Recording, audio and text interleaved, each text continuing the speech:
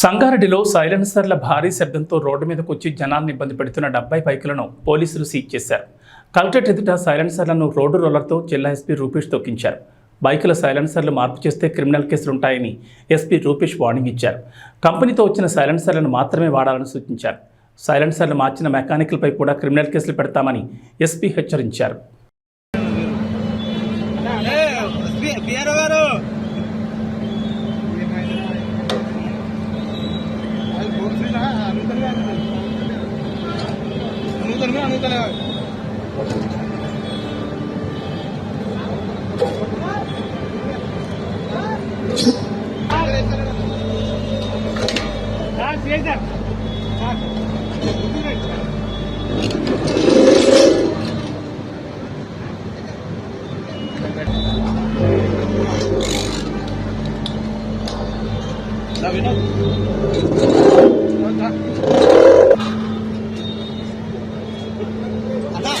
Biar